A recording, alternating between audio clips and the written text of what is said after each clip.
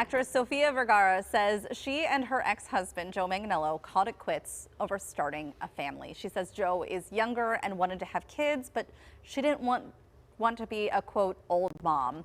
So when it comes to you and your significant other, what are some of the factors that could absolutely make or break the relationship? Joining me now to talk about this is the owner of Calm Pittsburgh. We have Dana Kirkpatrick here with us. So good to see you again. You too. And a lot of people are talking about this, and also I think there's a relatability of all of this. Anyone who is in a relationship knows that there are key things that will make or break the relationship. Yes. So in this situationship, how important is those non-negotiables? And you know, I mean, I don't know that we know the background to all of this, if they discussed this when they were just getting together. Yeah, and you can see, and I don't want to go into details because I don't know all of them, but I know she had a legal battle about her eggs with her previous husband. So I think that she had already done with some fertility stuff, so I would imagine they had explicit talks about it. But I think that there's also this idea, or because people are living longer, fertility is extended, that maybe they'll change their mind, or so even if it's a non-negotiable, sometimes people do have magical thinking. Why are these non-negotiables so important in relationships, and why is it so important to discuss them up front? It's really important to discuss them up front so that people really consent. It's really about consent. You know, I am, you know, this person, I believe in X, whatever your value is, and it gives you the choice to say, do I want to be with somebody who has that belief? You get to consent to it.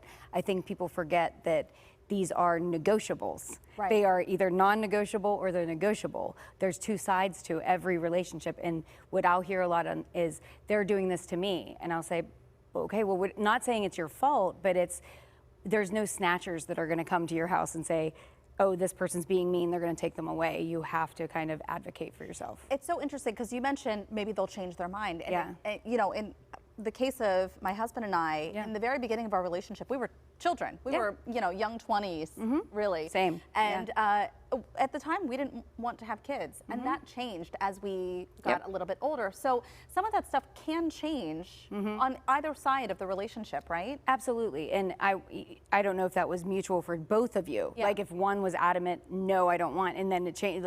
But it sounds like that was kind of a mutual thing, that you two had some kind of discussions and experience that kind of added to it was an informed decision. And I think that's what happens a lot, is people don't make informed decisions to say, you know, do we want to live here? What do we want to do? Yeah. Is it silly to think about a checklist for yourself of your non-negotiables, maybe when you're just newly starting to date someone?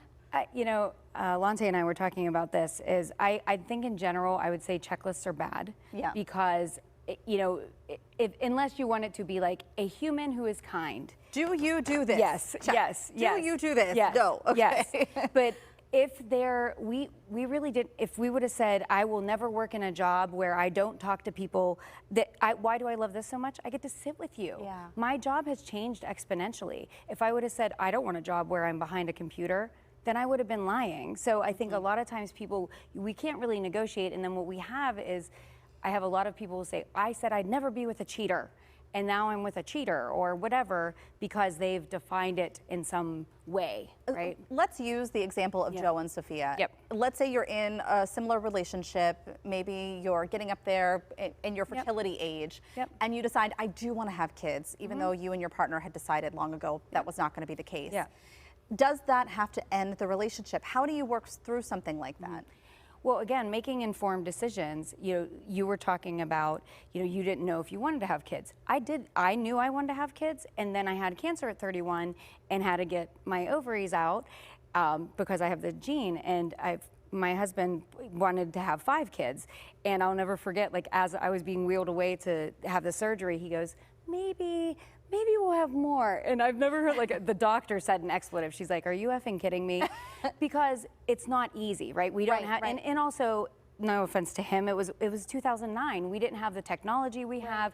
It would have been, I was young, it would have been, you know, $100,000. And I would have had to been pumped with estrogen, which caused cancer in my body. So now it's a lot different, these technologies. So you can be, like, I have a uterus. I could carry somebody's baby, you know, and have a child. So there's this idea that changes exponentially when you have money. So you get to, what I would have people do is explore those options, because I don't know what the costs are. Yeah. I know that, eggs are more expensive than sperm to freeze, but I encourage people to go ask.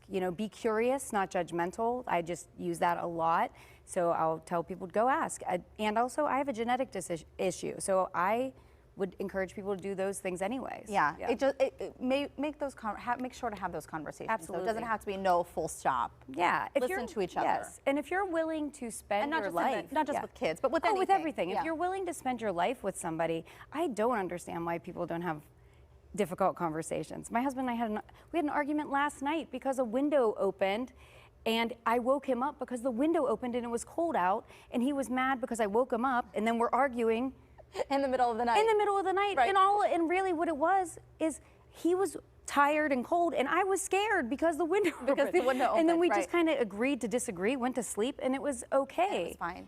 Because it's not worth it. Right. But we can have these difficult conversations that are just silly sometimes. And how many of them are silly? That's right. Yes. So many of them. These difficult conversations, got to have them. Dana, thank you so much. Thank you so much. For more information on Calm Pittsburgh, you can head to our website, kdka.com/talkpittsburgh.